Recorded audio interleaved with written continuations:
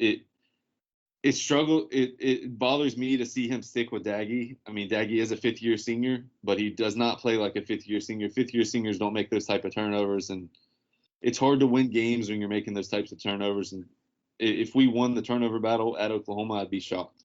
I could see Oklahoma being +3, +4, and once Neil Brown gets his quarterback in there, West Virginia is going to be dangerous, and I'm certain that the Big 12, with them expanding, will still get they'll still be a big-time conference. Yeah. They'll still be a Power 6 conference. So. Yeah, I think, I agree with you. I think West Virginia's always been a quarterback away. You go back to Pat White. He had a quarterback, competitive, winning games. Geno Smith, same thing. Then you go through that little period. Now, Skylar Howard, I don't know what your opinion is on him. I mean, he is the only W quarterback since Geno to have a 10-win season. Now, I know the Big 12 that year wasn't up to complete par. I know it was a little down that year. But you had Will Greer, competitive. I think every time they've had a quarterback, a consistent quarterback, man, they've been a top 20, top 25 team consistently. They just have to get that guy, and that was the problem with Dana. You just couldn't recruit. Not just a quarterback, not out of high school. He just couldn't recruit, period. I wasn't a big Skylar Howard fan. The kid played with heart. He was undersized. He definitely played with a lot of heart. Mm-hmm. And but we won 10 games that year. That schedule was super soft. And it's not Dana Holgorsen and Skylar Howard that won us those games. It was our defense. Our defense was really good that year. Rasul Douglas was just a lockdown corner that year. Mm-hmm. And the defense was just so good. Skylar Howard gets, credit for that 10-win season, but really it was Tony Gibson and his defense. I thought Tony Gibson was really underrated as a defensive coordinator. He's actually at NC State now. NC State plays Clemson at home this week. Clemson is 0-3 against the spread. They're missing Trevor Lawrence, and they're all as good. That's an upset. That could be a potential upset. So playing in Raleigh, that place. I mean, it's been prone for a lot of upsets. Yeah, I have Clemson on upset alert this week. Yeah, and if that happens, I mean, they're done after that. Now that's bad for the ACC. We can talk about that all day, but now to that point, and I will say this too. That defense that year was very good. I think Rasul Douglas had, I can't remember how many picks he had that year. I want to say it was around 8 to 10 range, maybe give or take, maybe a little bit lower. But they ran the ball really well. And that was the one thing that Dana, I think the biggest transition he made to be somewhat successful and make West Virginia competitive.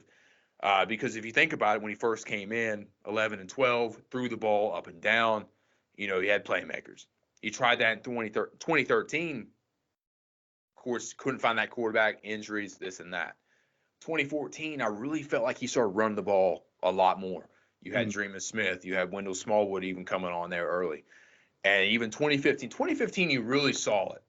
And if you could, I'll find the graph and I'll try to post it on here for everyone to see. But it showed from like 2011, 2012, 2013, 2014 to 2015. Is either one of those years, and it showed the percentage of him running the ball. And Dana, he likes to throw it. And they ended up running the ball a lot more. They ended up getting 8 wins that year, I think in 2015. And then, of course, 2010, I had to look up at the stats on what they were doing exactly, but they were running the ball a lot with Skylar, a lot more than what they were with Will or Geno per se.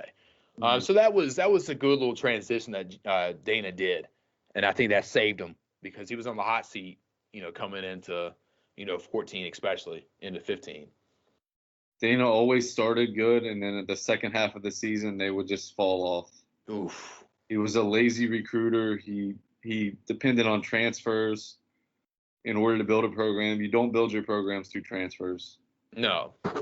And that's one thing everyone's always said. I mean, you could talk about the high school quarterback not being able to bring one in, but it was everywhere else. I mean, honestly, if it wasn't for him lucking out and somehow getting Will Greer, I don't know how the fuck he did it. Pardon my French.